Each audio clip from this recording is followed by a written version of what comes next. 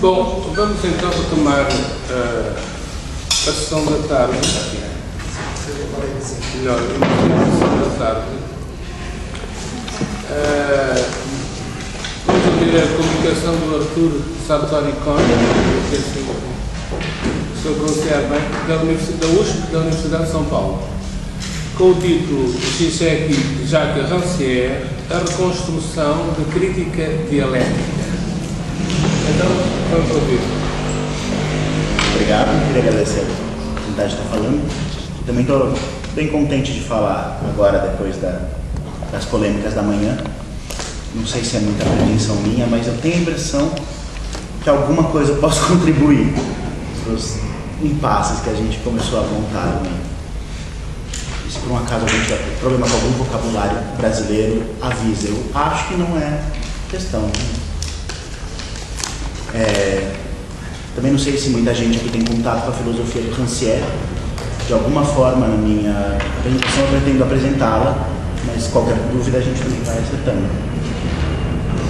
Eu começo então com uma citação, uma declaração do Rancière.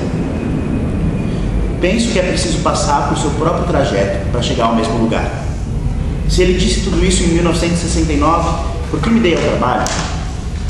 Mas ao mesmo tempo, se eu não tivesse me dado ao trabalho, o que foi dito em 1969 não me diria nada. Rancière fala isso numa entrevista a respeito, a entrevista é sobre muitos assuntos, essa fala é a respeito da relação do seu pensamento com o do Lacan. Agora, o que eu vou explorar não é tanto essa relação, quanto essa ideia que ele expõe na fala para relacioná-lo com o Zizek, de que a gente precisa, de alguma forma, seguir o nosso próprio caminho para conseguir chegar, às vezes, no mesmo lugar. De fato, a relação entre o Rancière e o Zizek pode não parecer óbvia, e não é óbvia. Claro, eles mencionam um ao outro nos textos, mas até aí filósofos contemporâneos que estão lidando com os mesmos problemas vão se citar. Eles citam muitos outros. O Agamben, o Neve, principalmente Badiou. Os dois citam de alguma forma. O Zizek cita abundantemente Badiou. Rancière também, mais do que o Zizek, mais do que ele cita o Zizek, ele cita o Badiou.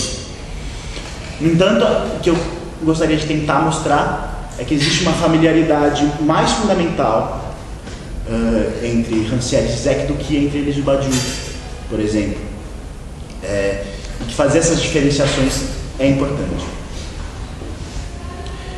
Mas para isso a gente vai precisar trilhar esses caminhos distintos, esse vocabulário que não é comum necessariamente, que às vezes a relação parece ter uma forma crítica, uma forma de recusa.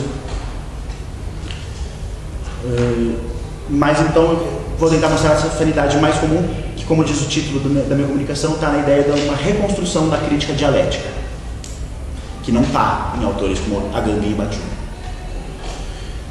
Uma dificuldade aqui é que provavelmente quem conhece um pouco a filosofia do Rancière talvez não coloque ela no panorama de uma reconstrução da crítica dialética. Ele não faz tantas referências ao vocabulário hegeliano, ele cita Hegel, mas não assume vocabulário para si, não assume a ideia de uma filosofia dialética para si. Eu vou tentar demonstrar que isso é uma aparência de alguma forma que a gente pode superar. Mas então eu posso partir justamente da pergunta: por que é necessário superar essa aparência? Por que o Rancière não pode assumir seu vocabulário hegeliano? Por que ele não pode dizer o nome da dialética dele? A gente precisa lembrar que no contexto da filosofia francesa da segunda metade do século XX, na qual ele surge, existe o que a gente poderia chamar de um raivoso anti-hegelianismo. O Deleuze falava da infame dialética, né, que parecia sempre fazer referência direta ou implícita a um marxismo engessado, um pensamento ingênuo e doutrinário da história, quando não francamente stalinista. Isso está tanto na reconstituição do marxismo pelo Althusser, que tentava afastar certo ranço metafísico que era visto no Hegel, quanto no chamado pós-estruturalismo, em que tratava-se de criticar o humanismo e o sujeito, a racionalidade e o engajamento tradicionais, e principalmente a representação e a totalidade. que eu queria tentar falar é que essas críticas justamente já são internas ao pensamento do Hegel. Hegel já faz crítica de totalidade, de representação, de sujeito, de razão, sem tentar sair desses campos, mas faz uma crítica. Então, isso mostra que a leitura que o Deleuze e os contemporâneos tinham da dialética do Hegel é bloqueada. Eles não conseguiam, de fato, enxergar as potencialidades do Hegel. E talvez filósofos como o Zizek tenham sido grandes responsáveis por reabilitar um Hegel que não seja o fascista da razão, digamos assim. Então eu vou focar um pouco nesses dois problemas, que é a totalidade, que esses pós-estruturalistas só conseguiam ver como dominação e homogeneização do particular, e a representação, que seria a formatação desse particular pelas categorias prévias do sujeito transcendental. Eu vou citar então mais um trecho razoavelmente grande, mas dessa vez do Zizek, do Menos que Nada. É um trecho que na verdade não está na tradução brasileira, então eu tive que traduzir. Esse é o problema também da tradução brasileira, que tem muitos cortes, mas funciona também. Então o Zizek diz: a hipótese de Hegel e Lacan é que isso vale para todas as divisões de um gênero em espécies. Todo gênero, para ser plenamente dividido em espécies, tem que incluir uma pseudo-espécie negativa, uma parte do sem parte do gênero. Todos aqueles que pertencem ao gênero, mas que não são abarcados por nenhuma de suas espécies. Essa contradição entre um gênero e suas espécies, incorporada em um grupo excessivo, cuja consistência é puramente negativa, é o que põe em movimento um processo dialético. Então, no centro motor do movimento dialético, para o Zizek, está alguma coisa, algo que gera uma inconsistência fundamental das totalidades existentes. De modo que essas totalidades precisam periodicamente se reconfigurar. Esse algo é a presença insistente de um elemento não reconhecido, invisível, não contado, uma parcela do sem parcela, ou parte do sem parte. Esse termo, parte do sem parte, é tirado pelo Zizek da filosofia do vocabulário político do Rancière. Isso já aponta para uma centralidade da ligação entre eles. Se algo tão central para a dialética é também algo muito central para o pensamento do Rancière, de alguma forma parece que eles falam a mesma língua apesar de tudo. Para o Rancière, essa parte do sem parte é a parcela dos anônimos. Seu nome é o nome da massa indistinta dos homens sem qualidade. Aqueles que têm parte tentam relançar continuamente essa parcela na inexistência. São os pobres da antiguidade, o terceiro estado ou o proletariado moderno. Qualquer outra figura dessas exclusões, dessas inexistências, dessas invisibilidades. A parte do sem parte faz ver que há uma conta mal feita nas partes do todo. Que a totalidade é uma conta mal feita. Para o Zizek, é facilmente visível a relação entre esse tópico eminentemente político emprestado de Rancière, e um tópico ontológico básico de Hegel, o da relação entre universalidade e particularidade. Isso é, o problema de como entender a universalidade concreta hegeliana. O Zizek faz questão de enfatizar que não é aqui entender um Hegel proto-fascista, em que cada parte só vale como parte do todo, né? Existe um todo orgânico em que as partes se organizam como funções. Nessa visão não teria lugar para ralé, para a parte do sem parte, que deveria aparecer como um excesso irracional, uma ameaça para uma estabilidade social. Na verdade, a universalidade concreta é precisamente uma universalidade que se inclui entre suas espécies, sob a aparência de um momento singular sem conteúdo particular.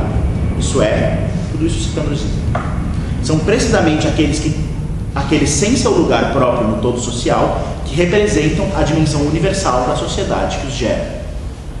Mas a totalidade não é um princípio que subordina os demais. Isso acho que tem diretamente a ver com a polêmica anterior ao intervalo do almoço. Totalidade se manifesta diretamente nas particularidades, nessas particularidades que estão excluídas, que estão invisíveis. Então a gente recoloca a ideia dialética de totalidade contra as críticas de cumplicidade com a dominação. Claro, é possível encontrar em Hegel um impulso sistemático de abranger tudo, de propor uma explicação de todos os fenômenos do universo, mas isso não significa que ele procure localizá-los em um edifício global harmonioso. Pelo contrário, o objetivo da análise dialética é demonstrar como todo fenômeno, tudo o que acontece, fracassa de sua própria maneira, implica uma fissura, um antagonismo, um desequilíbrio em seu cérebro. Assim, a filosofia dialética propõe uma universalidade que não exclui o vizinho. Isso o Zizek disse citando, claro, Levinas, né, que coloca essa ideia, o abismo do outro, né, que seria o vizinho. Porque essa universalidade é justamente fundada na parte do sem parte, nesse tal vizinho. A universalidade singular dos que não têm lugar determinado na totalidade social, que nela estão fora de lugar e por isso mesmo representam diretamente a dimensão universal. Então, em relação a essa ideia renovada de totalidade, pode ressurgir, a partir dessa parte do sem parte, a noção ou a dimensão traumática da política como antagonismo ou litígio, certo? Contra o que o Rancière vai chamar, e o Zizek assina embaixo, de arquipolítica, parapolítica ou metapolítica. Política é fundamentalmente antagonismo.